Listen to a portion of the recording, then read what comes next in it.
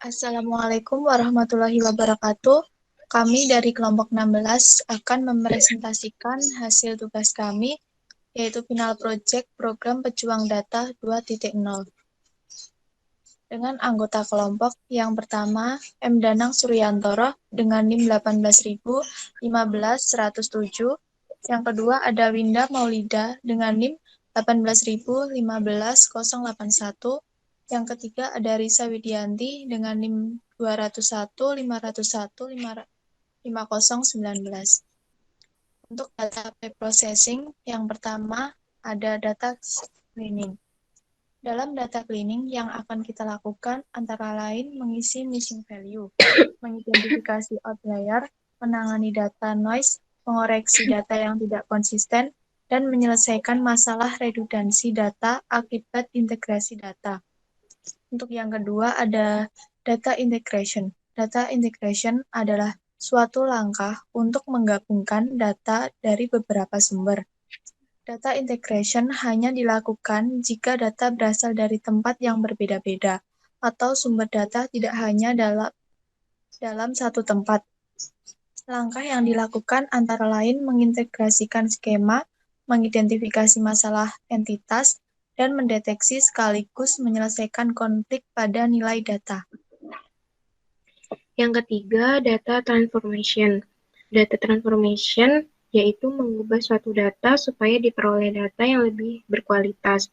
Yang akan dilakukan antara lain menghilangkan noise dari data atau smoothing, agregasi data, generalisasi data, normalisasi data, dan pembentukan atribut atau fitur.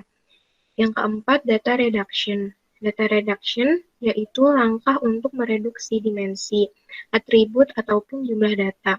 Yang akan dilakukan antara lain agregasi data cube, redaksi dimensi, diskretisasi, dan kompresi data.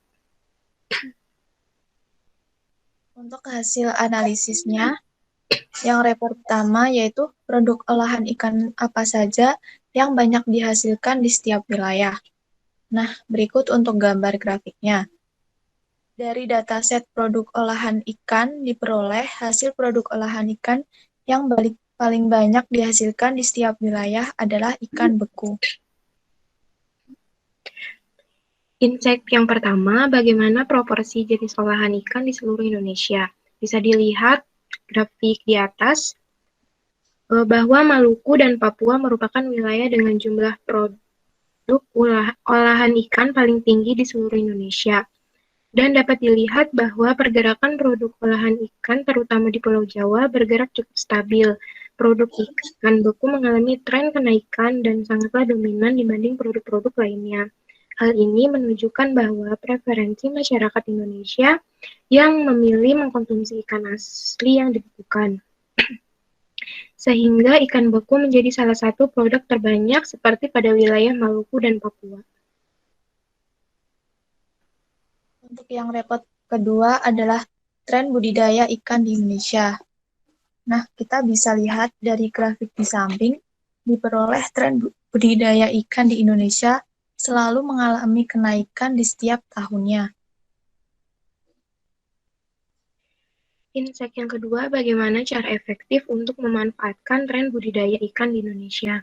Cara efektif untuk memanfaatkan tren budidaya ikan di Indonesia yaitu dengan cara memperhatikan analisis faktor produksi dan analisis usaha. Tren budidaya ikan juga berkaitan dengan faktor-faktor teknis produksi yang berpengaruh terhadap hasil tangkapan. Masyarakat setempat juga perlu mempertimbangkan kembali penggunaan jumlah input dalam suatu usaha budidaya ikan. Untuk yang report ketiga, provinsi manakah yang menyumbang nilai produksi budidaya ikan terbesar di Indonesia?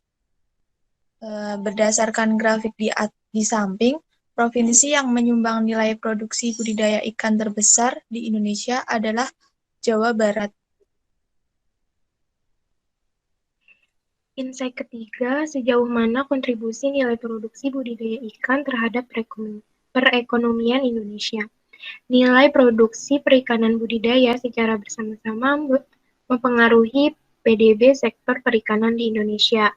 Nilai produksi perikanan sebagian berpengaruh produk domestik bruto sektor perikanan di Indonesia. Budidaya laut memiliki efek paling dominan terhadap produk domestik bruto dari sektor perikanan di Indonesia dan diikuti budidaya kolam dan budidaya tanggul. Adapun budidaya kolam memiliki nilai negatif. Kesimpulannya bahwa budidaya laut dapat menjadi penggerak utama pertumbuhan ekonomi perikanan di Indonesia dan diikuti oleh tambak. Untuk yang report keempat, pada tahun berapa benih udang windu paling banyak diproduksi?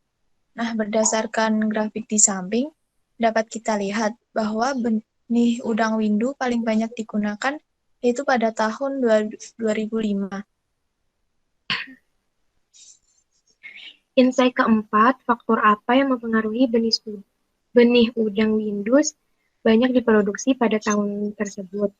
Faktor yang mempengaruhi benih udang windu banyak digunakan yaitu hubungan sosial yang terjadi pada usaha tambak dari jumlah produksi benih yang dimana terdapat kerjasama, akomodasi, dan sesama pekerja memiliki hubungan sosial sehingga bisa saling menguntungkan satu sama lain, terutama pada benih udang windu.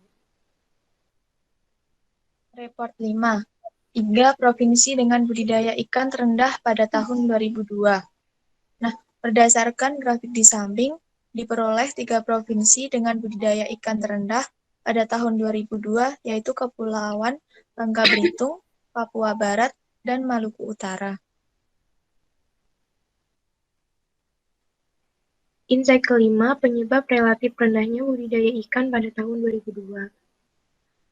Bisa dilihat grafik di samping bahwa ikan adalah sebagai bahan pangan di Indonesia dan memiliki beberapa keunggulan. Tingkat konsumsi ikan di Indonesia relatif rendah dibandingkan dengan potensi sumber daya perikanan yang dimiliki. Penyebab rendahnya budidaya ikan adalah kurangnya pemahaman masyarakat tentang manfaat mengonsumsi ikan. Report yang keenam, jenis perlakuan yang paling sedikit digunakan.